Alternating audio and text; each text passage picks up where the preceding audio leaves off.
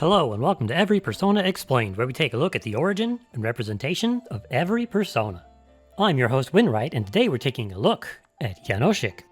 Janosik is the starting persona of Nagisa Kamishiro, the protagonist of P5X, and is based on Yurei Janosik, a Slavic bandit and highwayman active in the early 18th century. He is the subject of folk tales where he robs from the rich and gives to the poor, kinda like Robin Hood if you wore a tracksuit. He was born in 1688 in what is now Slovakia, but was, at the time, part of the Kingdom of Hungary and was under the rule of the Habsburg family. Now, the Habsburgs weren't the most popular people, at least outside of their, very close family. So in the early 1700s, this guy, whose name I'm not going to even try and pronounce, led a rebellion that Janosik joined to try to overthrow the Funny Chin family. They were unsuccessful.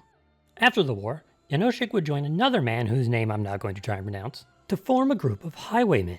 And after a long and successful career of less than 2 years, Janosik was captured by the authorities, tried, and executed.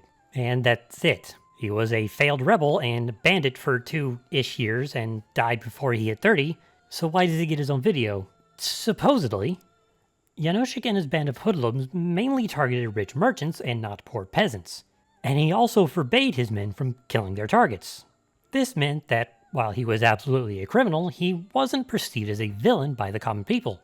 Further stories that claimed he shared his spoils with the poor cemented this view and made him analogous to Robin Hood. Then, in the 1800s, as nationalism swept through Europe, authors and artists began using him as a national hero to represent resistance to oppression. This included things like the play Janosik's Dinner by Jonas Zabrowski, and The Death of Janosik, a romance by Jan Bolto. And during Nazi occupation, there was a group of Slavic resistance fighters that took his name as their moniker. And that is Janosik. So how's he represented in game? I'd argue that this design is very fitting for his legend.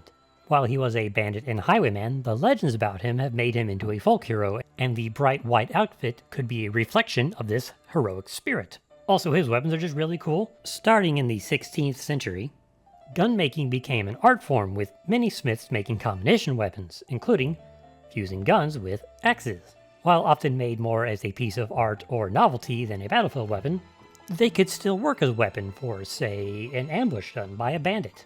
Also, I am a fan of the jacket used as a cape design in general, so I am biased here. Janosik is in the, wait, what arcana is he in?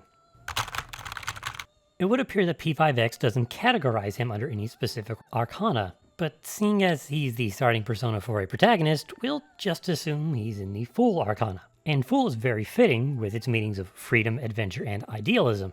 The legends that have arisen around him are all about resistance and freedom, making him a great candidate for the Fool. He is categorized into a role, but it doesn't fit him at all. He has been put in the assassin role, which just doesn't work because he was known to never kill a target. 2 out of the 3 moves he gets are gun moves, which work well enough with his vocation. It is kind of hard to rob someone at gunpoint without a gun. His 3rd move is a bless move, which I'd say could represent his status as a folk hero. His trait, hunting, marks a target at the start of a battle, causing allies to do more damage to that target. This fits pretty well with him being a highwayman who chose specific targets instead of just anyone at random. Overall, I'd say it's pretty good. As a representation of a Robin Hood-like folk hero, the design works really well, and I'm sure Janosik would approve. Also, he has a standalone game on Steam. I always love running into characters or creatures that I've never heard of because that means I get to learn something completely new. And Janosik is one of these situations where I had never even heard of him before X came out. Fortunately, I couldn't find any really specific stories about him,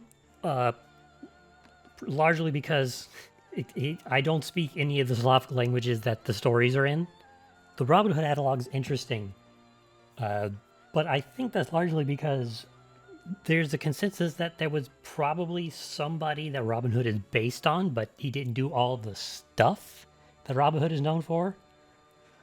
But we know Janosik was real. We know the general area where he was born and the stuff that he did.